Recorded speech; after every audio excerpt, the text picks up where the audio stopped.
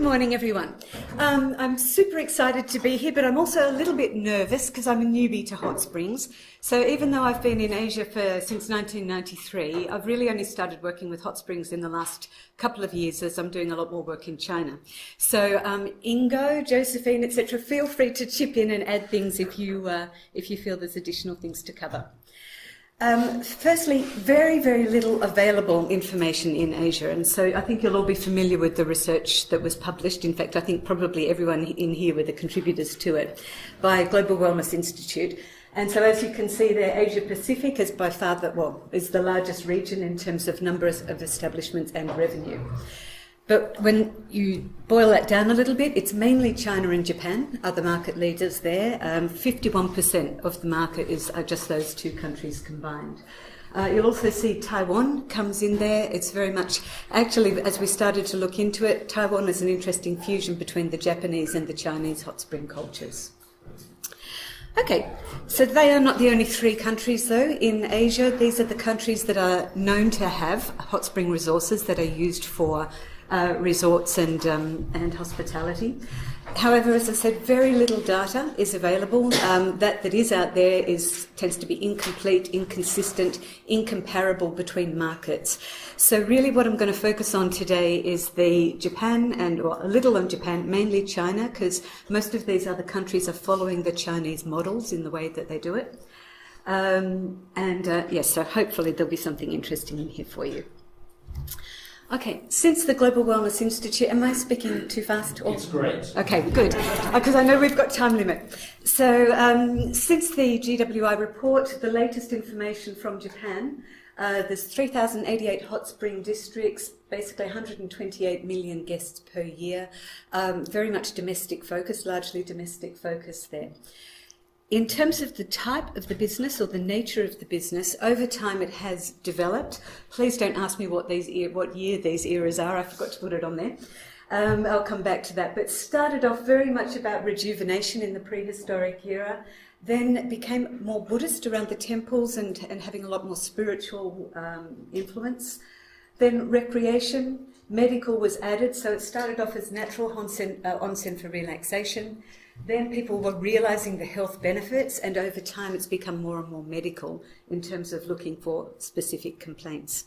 The industry did go through a rather sluggish time, but it's been regenerated after the government has started regulating it and making it a lot more professional. Three main types of business there, very much the day centres, which are essentially quite cheap, $15 to $20 per visit. And this is sort of like a big day spa operation.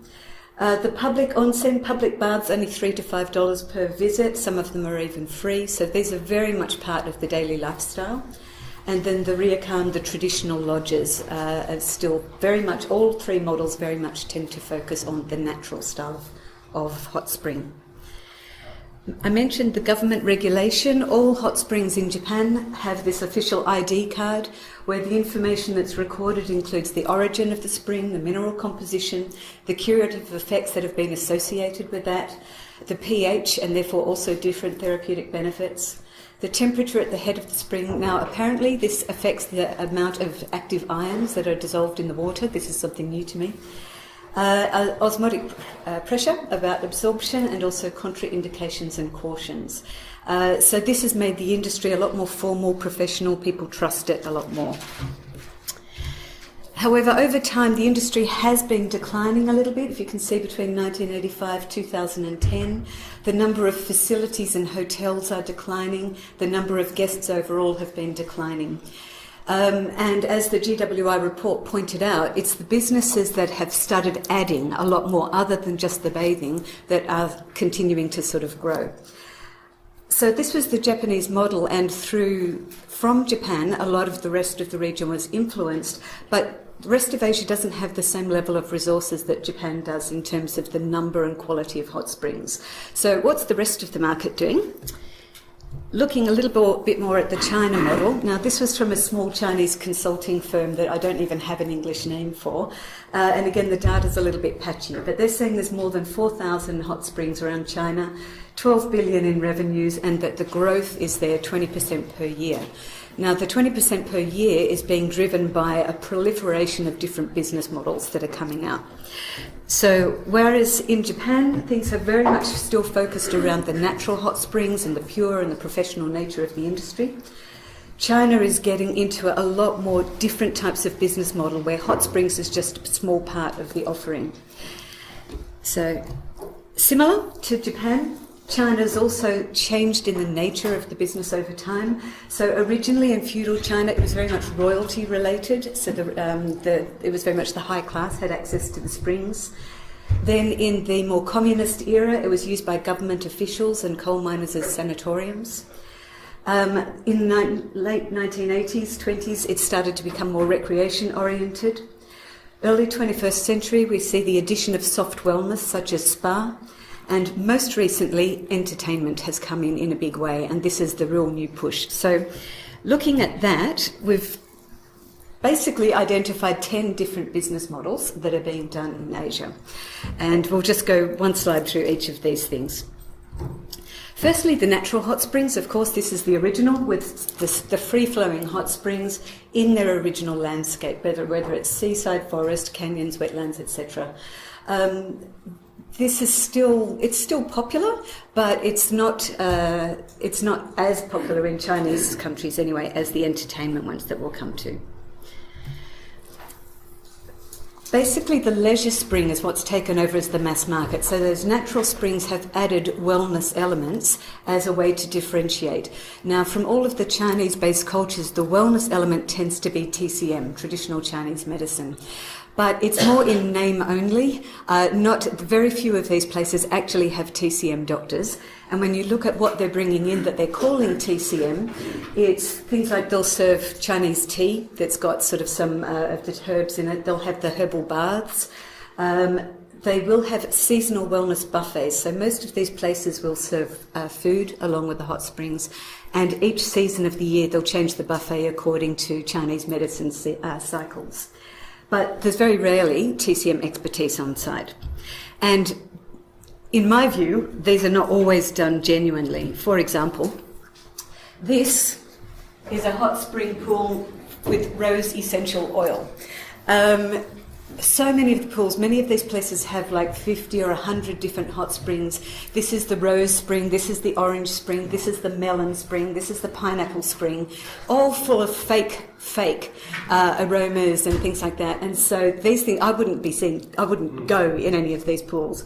They've also all got little fish spa things. They're definitely not using the right fish because they damn well hurt. They're really big ones. And so a lot of these places are quite gimmicky.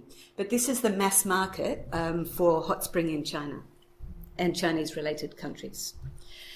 Moving up from that, we've got our spa resort type of things. This is the banyan trees, the brilliant resorts, to a lesser extent Xinjiang.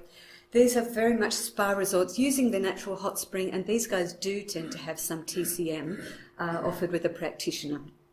Often there. This is another example from the Banjaran in Malaysia. So these places can be really quite elegant and high-end compared to the mass market ones. Model number 4, this is the more affordable, more accessible version, and this is the rehab hot spring. So a lot more basic in what they're offering. They'll have a basic body check, they'll have a TCM doctor who can do a basic analysis of medicine for people, emphasis on basic physiotherapy and movement. Because of ageing populations, this is tending to target seniors now more than anything.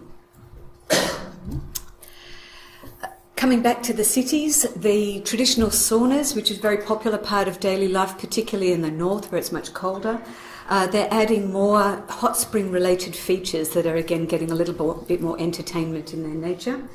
Also, these places have massive rooms for foot massage, so you can have a room that's filled with 100 reclining chairs, each with their TV, and they've got smoking rooms and everything, they've got the bars. So it's not exactly a health resort place, but the hot spring is very much seen as relaxation, also for business meetings and for families to get together on weekends. Talking about families, entertainment hot springs, these are the things that are really growing now. where it's to fill the resorts throughout the year rather than just sort of during the traditional summers.